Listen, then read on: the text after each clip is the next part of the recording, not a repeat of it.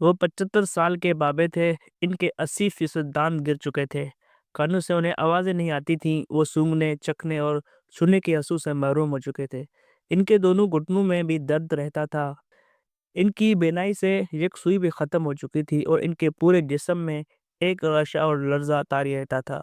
وہ 5 برس سے صاحب فراش تھے، یہ 5 برس انہوں نے گھر پر گزار دیے، سردیاں آتی تھی تو نوکر ان کی کرسی دھوم میں رکھ دیتے تھے اور وہ سارا دن لان میں بیٹھ کر اونگتے رہتے تھے، گرمیوں میں وہ اے سی کے سامنے بیٹھ جاتے تھے اور باہر کی موسم میں ان کے کمرے کی کھڑکیاں کھول دی جاتی تھیں اور وہ شیشے کے پاس بیٹھ کر کیاریوں میں لرزتے کانپتے پھول دیکھتے رہتے تھے۔ ان کی اہلیہ کو 7 چھوڑے 10 برس ہو چکے تھے، ان کے بچے سعادت مند تھے لیکن اپنے اپنے کاروبار میں الجھ چکے تھے اور ان کے پاس بابا جی کے لیے وقت نہیں تھا، وہ بھی اپنے بچوں کی مجبوریوں کو سمجھتے تھے، ان کا اپنا فلسفہ تھا، کاروبار اس وقت تک کاروبار نہیں بنتا جب تک انسان پوری طرح اس میں جذب نہ ہو جائے۔ وہ جانتے تھے کسی اچھے اور کامیاب بزنس مین کے پاس فیملی، دوست، احباب اور ماں باپ کے لیے وقت نہیں ہوتا، چنانچہ وہ اپنے بچوں سے کبھی شکوہ نہیں کرتے تھے، لیکن ان کے دل میں کسی نہ کسی جگہ زندگی سے شدید نفرت اور شکایت بھی موجود تھی۔ وہ اکثر سوچا کرتے تھے انہوں نے 70 سال تک ایکٹیو زندگی گزاری، انہوں نے ایک چھوٹی سی دکان کو 6 فیکٹریوں اور 3112 روپے کے اکاؤنٹ کو 2 ارب 80 کروڑ روپے کے بینک بیلنس میں بدل دیا تھا، لیکن پھر یوں ہی ان کی زندگی نے 70 سال کی ریلیز پر قدم رکھا، ان کی ساری ایکٹیویٹی یکدم ختم ہو گئی اور وہ بیکار ہو کر گھر بیٹھ گئے۔ کیوں؟ وہ اکثر سوچا کرتے تھے اگر قدرت کو ان کی مزید ضرورت نہیں تو پھر وہ زندہ کیوں ہیں، وہ مر کیوں نہیں جاتے؟ انہیں ان سوالوں کا جواب نہیں ملتا تھا، لیکن پھر پچھلے دسمبر کی دھوپ آئی، وہ لان میں بیٹھے، عصر کے وقت انہوں نے آسمان کی طرف دیکھا اور اپنے اللہ سے پوچھا، یا پروردگار میں کیوں زندہ ہوں؟ اور یہ وہ وقت تھا جب گمان اللہ کا جواب بن کر ان کے دل پر اترا، انہوں نے خوشی سے ہاتھ بھینچے، اللہ اکبر کا نعرہ لگایا اور سہارے کے بغیر اپنے قدموں پر کھڑے ہو گئے۔ یہ ان کی نئی زندگی کا پہلا دن تھا۔ وہ اگلی صبح اٹھے، شیو بنائی، سوٹ پہنا، خوشبو لگائی اور ڈرائیور کے ساتھ دفتر پہنچ گئے۔ انہیں دفتر میں دیکھ کر تمام لوگ حیران رہ گئے۔ انہوں نے دفتر میں ایک چھوٹا سا کیبن لیا، اس میں بیٹھے اور اپنی ذاتی اکاؤنٹ کی تفصیلات طلب کر لی۔ ان کے اکاؤنٹ میں 22 کروڑ روپے تھے۔ انہوں نے کمپنی کے انجینئرز کو بلوایا، ٹھیکیداروں اور نقشہ نویسوں کو طلب کیا اور شہر کے مضافات میں ایک چھوٹی سی فیکٹری لگانے کا حکم دے دیا۔ یہ فیکٹری ایسی جگہ لگائی جا رہی تھی جہاں کچی آبادیوں کی بھرمار تھی، جہاں بجلی، سیوریج، ٹیلی فون اور گیس نہیں تھے اور جس جگہ سڑک بھی موجود نہیں تھی۔ بابا جی کا یہ فیصلہ بم بن کر اور کمپنی کے عہدیداروں سمیت ان کے تمام بچے پریشان ہو گئے۔ ان لوگوں کا خیال تھا بابا جی سچا گئے ہیں۔ یہ بات زیادہ غلط نہیں تھی کیونکہ پوری دنیا میں فیکٹریاں لگانے کے چند پکے اصول ہیں۔ دنیا کا ہر صنعت کار ایسی جگہ فیکٹری لگاتا ہے جہاں سڑک ہو، جہاں بجلی، گیس، ٹیلی فون اور سیوریج لائنیں موجود ہوں اور جہاں کے لوگ مہذب ہوں۔ پاکستان جیسے ممالک میں صنعت کار کچی آبادی کے قریب سرمایہ کاری نہیں کرتے کیونکہ وہاں سیکورٹی، لا اینڈ آرڈر اور سہولتوں کا فقدان ہوتا ہے اور یہ تینوں چیزیں سرمایہ کاری کی دشمن ہیں۔ بابا جی نے خود بھی زندگی بھر ان اصولوں کا خیال رکھا تھا، وہ کبھی گیلی زمین پر پاؤں نہیں رکھتے تھے اور انہوں نے ہمیشہ محفوظ جگہوں پر سرمایہ کاری کی تھی۔ چنانچہ ایک ایسا شخص جسے لوگ زیرک اور چالاک سمجھتے ہوں، وہ اگر اچانک اپنے اصولوں کی خلاف ورزی شروع کر دے اور 22 کروڑ روپے جیسی خطیر رقم بیوقوفی کی توان میں ڈال دے تو لوگ یقیناً اس کی ذہنی حالت کے بارے میں مشکوک ہو جائیں گے، لہذا لوگ بابا جی کی ذہنی حالت کے بارے میں بھی خدشات کا شکار ہو گئے۔ میں بابا جی اور ان کے بیٹے کا مشترکہ دوست تھا۔ بابا جی میری بہت عزت کرتے تھے۔ وہ بیٹا میرے پاس آیا، اس نے مجھے ساری کہانی سنائی اور مجھے بابا جی کو سمجھانے کی ذمہ داری سونپ دی۔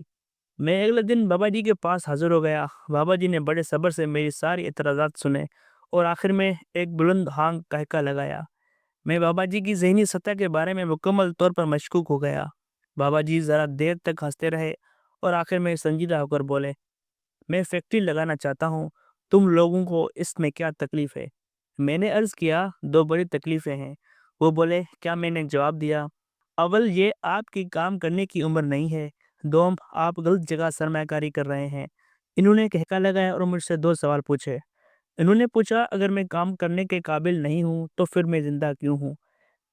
میں نے ان کے اس سوال کا جواب دینے کی کوشش کی لیکن مجھ سے کوئی خاص جواب نہ بن پایا۔ انہوں نے دوسرا سوال پوچھا، انسان کو زندگی گزارنے کے لیے کتنا سرمایہ چاہیے؟ میں نے اس کا جواب دینا شروع کر دیا۔ ہم دیر تک انسان کی مختلف ضرورتوں اور ان ضرورتوں پر آنے والے خرچ کا تخمینہ لگاتے رہے۔ ہم نے 1 گھنٹے میں تخمینہ لگایا، پاکستان جیسے ملک میں مڈل اور اپر مڈل کلاس کا ایک شخص ذاتی زندگی پر اوسطاً 70 سے 80 لاکھ روپے خرچ کرتا ہے۔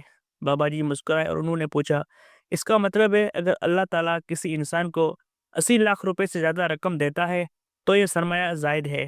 میں نے ہاں میں سر ہلا دیا۔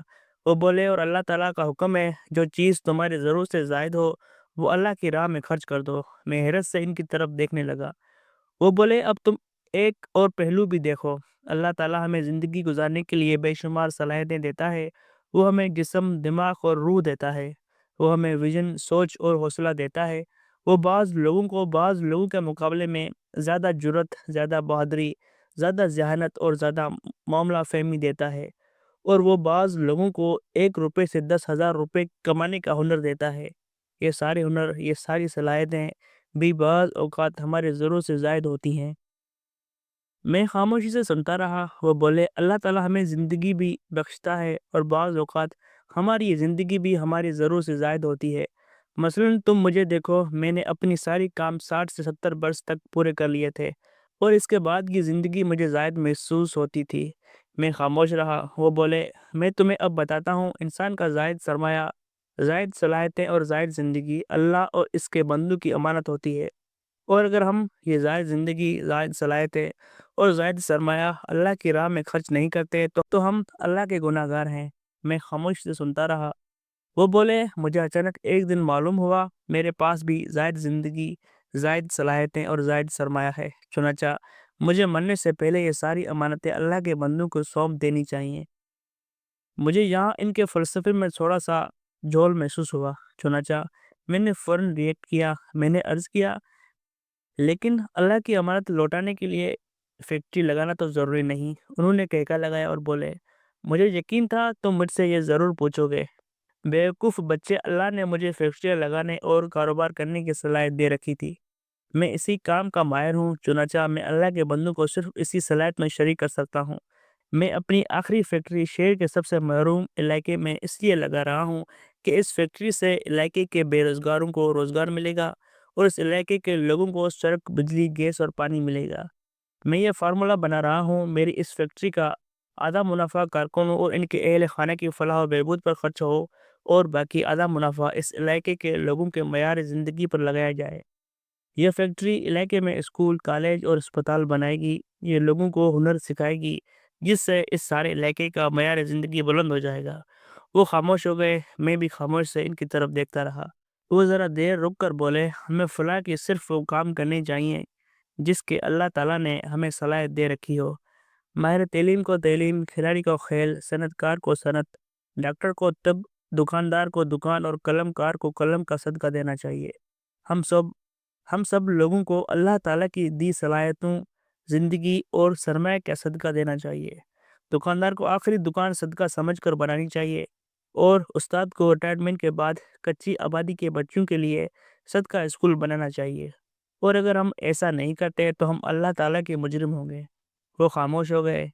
میں نے ان کا ہاتھ چوما اور باہر آ گیا۔ وہ سچے تھے اور ہم سب بیوقوف اور بے عقل۔